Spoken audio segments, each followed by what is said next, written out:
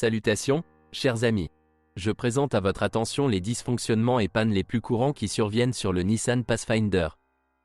Le Nissan Pathfinder peut avoir à la fois une transmission automatique et une transmission manuelle. Ces derniers boîtiers étaient moins nombreux, ils n'étaient installés que sur les voitures européennes à moteur diesel avant restylage. Et du point de vue de la fiabilité, une transmission manuelle n'est pas le meilleur choix en termes de fiabilité, mais c'est bien d'avoir le choix. La situation avec les transmissions automatiques est également assez simple.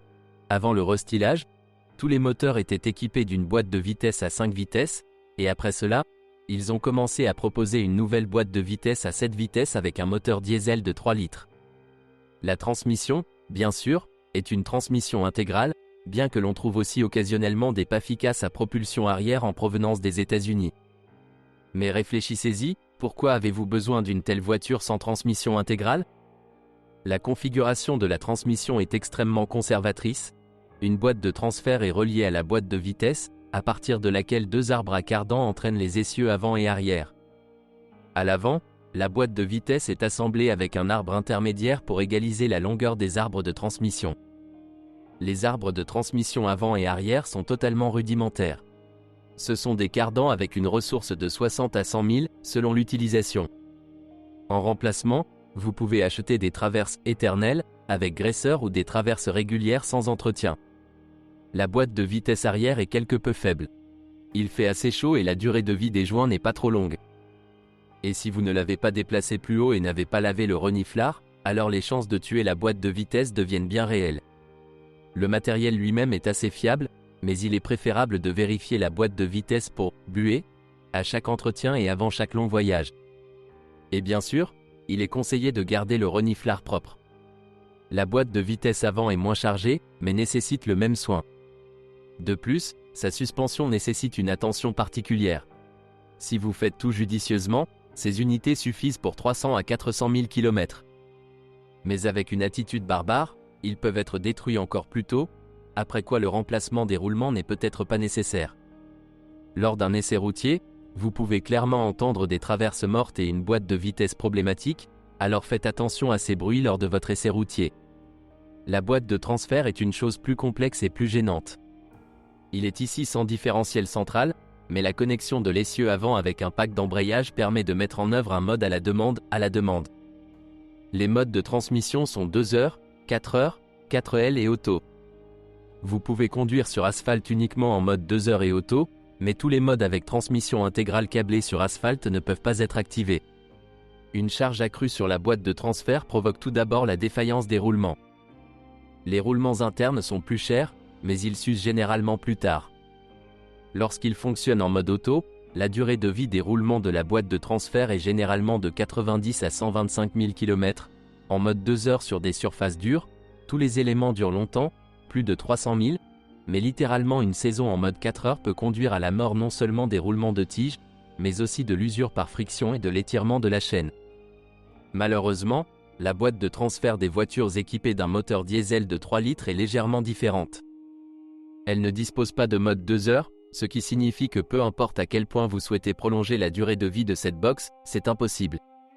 En général, le design de la boîte de transfert est ici assez intéressant. Les embrayages ne sont pas actionnés par un entraînement électrique, mais par la pression de l'huile, pour laquelle se trouve une pompe à huile dans la tige arrière. Bien entendu, l'huile doit être changée régulièrement. Lors d'un démarrage à l'arrêt, un seul essieu fonctionne au premier instant, ce qui n'a pas le meilleur effet sur la maniabilité dans les sols meubles. La rétrogradation est contrôlée par un entraînement électrique externe. Si vous ignorez les vibrations et conduisez obstinément avec une transmission intégrale rigidement connectée sur l'asphalte, vous ne pourrez pas vous en sortir avec une réparation facile.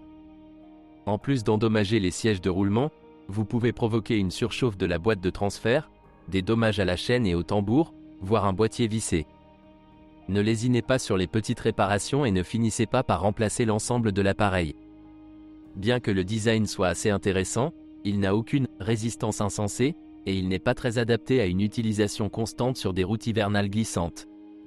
Et ce n'est pas surprenant, la machine est principalement conçue pour les conditions d'exploitation aux États-Unis.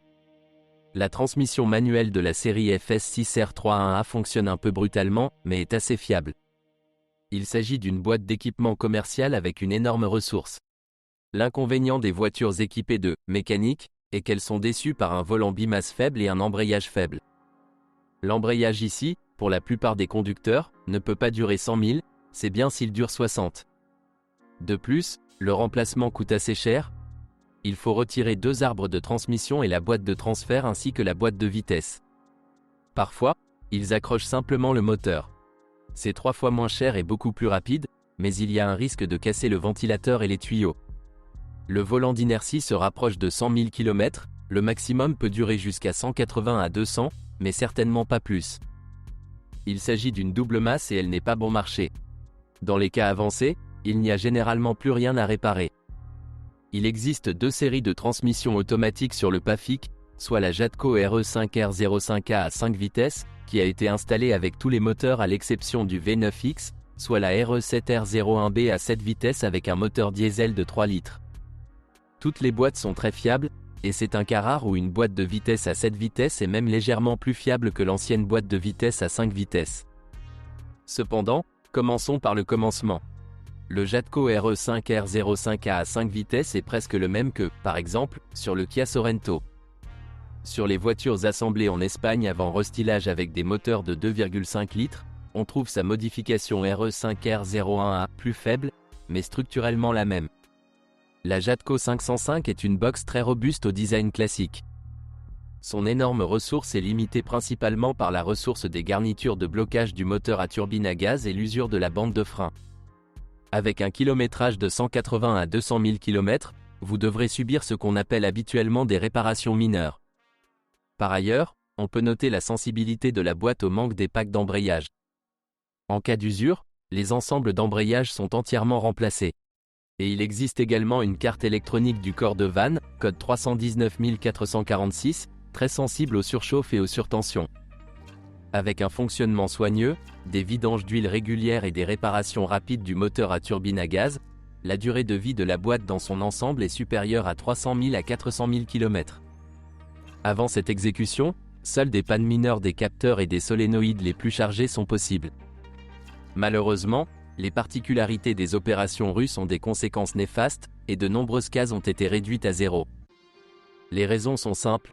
On ne change l'huile que lorsque la boîte de vitesse sonne déjà, ils conduisent durement, ils font monter les moteurs.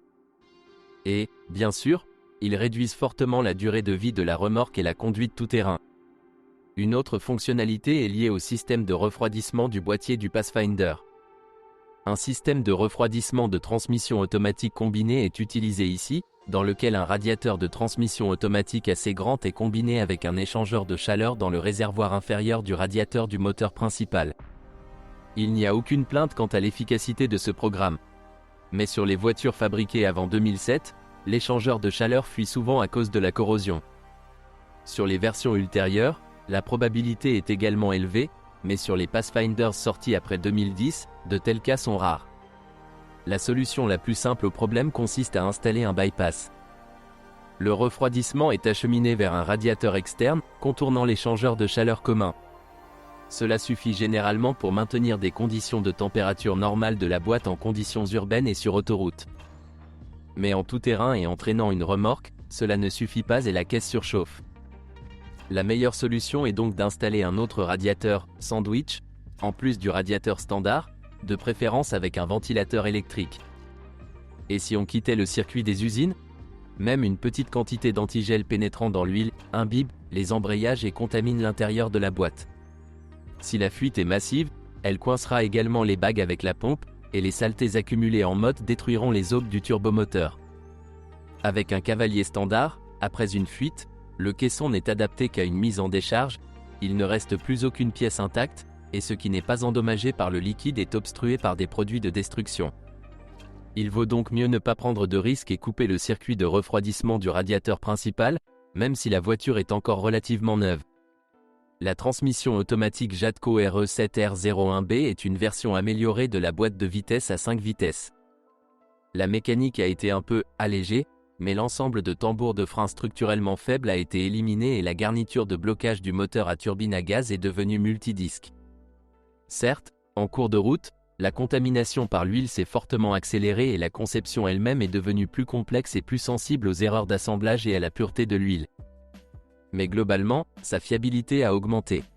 Certes, il est toujours préférable de changer l'huile non pas conformément à la réglementation, mais une fois tous les 30 000 à 40 000 km, installez un filtre à huile externe et ne surchauffez pas la boîte. La transmission automatique est relativement nouvelle, il n'y a pratiquement pas de voiture avec un kilométrage très élevé et c'est automatique.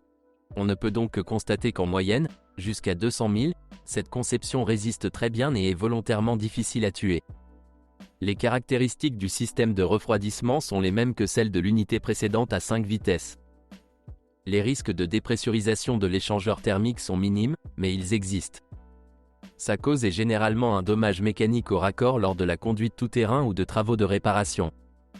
Il vaut mieux l'éteindre et oublier, ou encore mieux modifier le système de refroidissement en installant un nouveau radiateur et un nouveau filtre avec thermostat.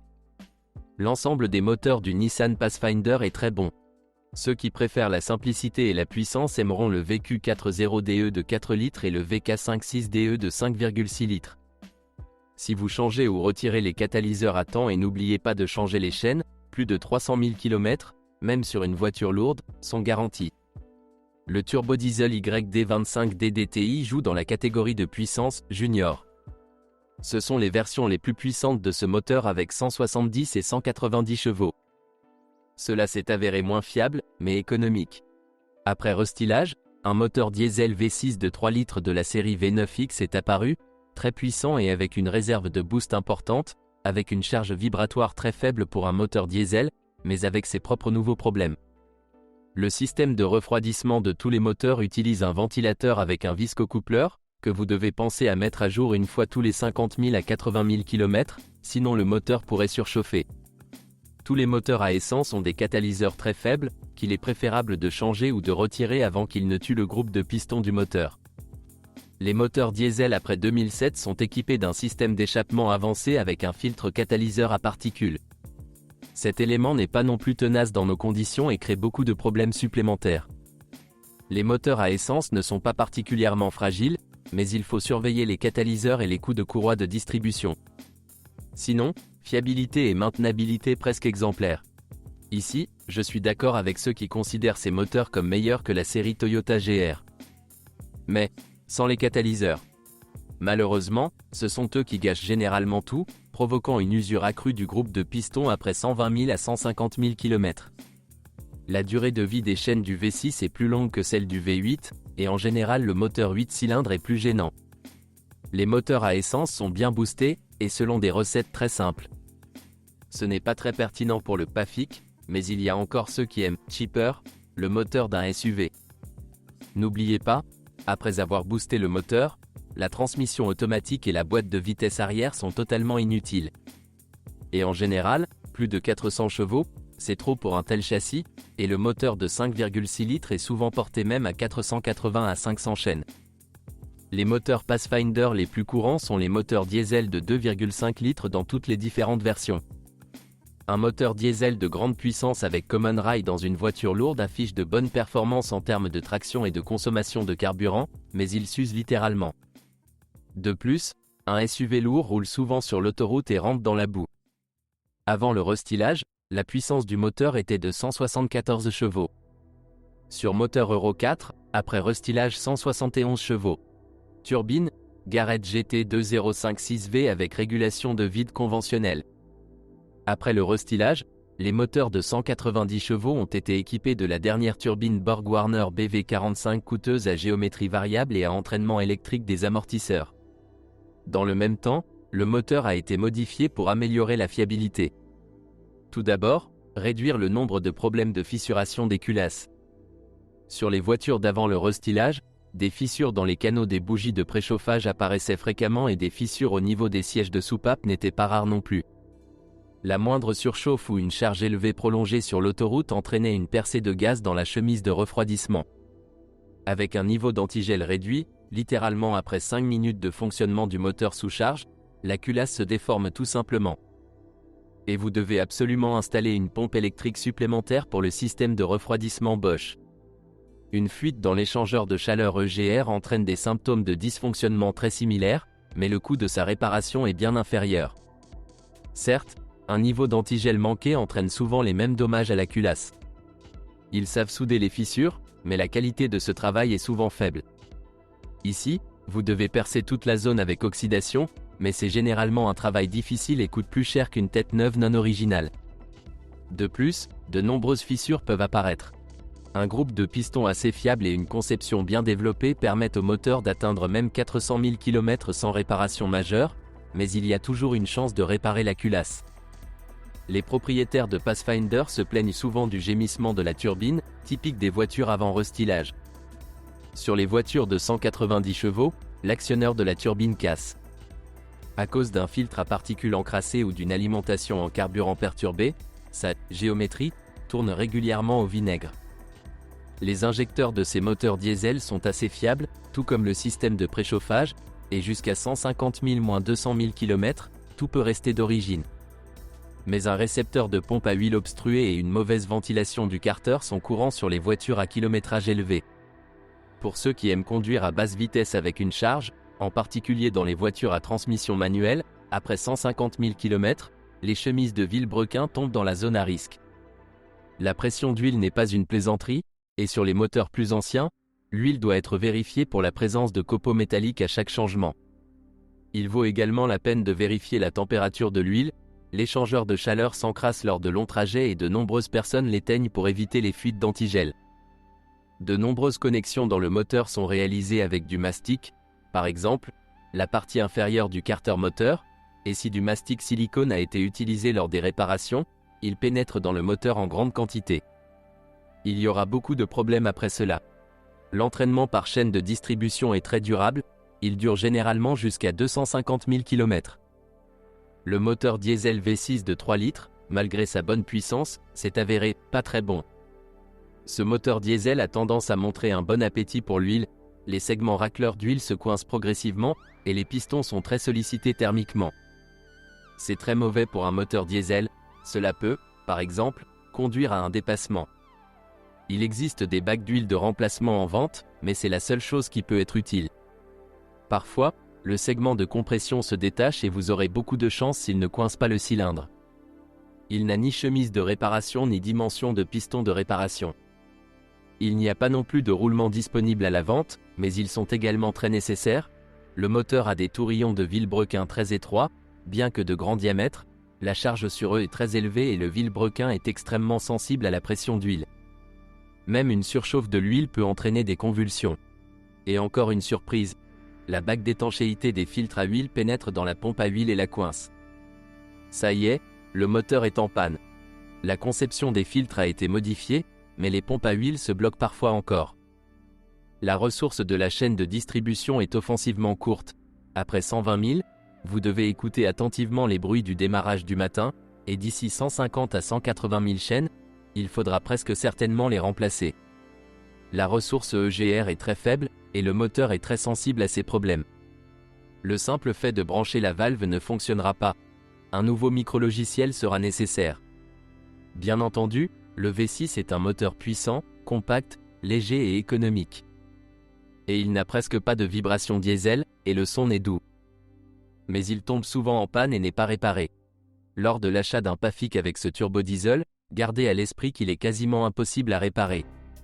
Il semble que les inserts puissent être sélectionnés ou fabriqués sur commande, mais ici ils sont composites, pour des charges élevées, et ceux en aluminium ordinaire ne dureront pas longtemps.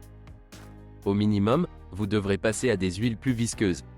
Les segments et le groupe de pistons sont de mauvaise qualité et ne peuvent être remplacés que par des pièces forgées sur mesure. En général, si quelque chose se brise, le degré de choc est maximum.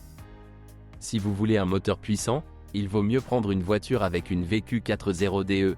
Elle a une meilleure traction, est plus silencieuse, il n'y a presque aucun problème avec elle et les risques sont minimes. Ce sont toutes les informations sur les problèmes du Nissan Pathfinder. Si vous en savez plus ou n'êtes pas d'accord avec ce que vous avez entendu, je vous attends dans les commentaires.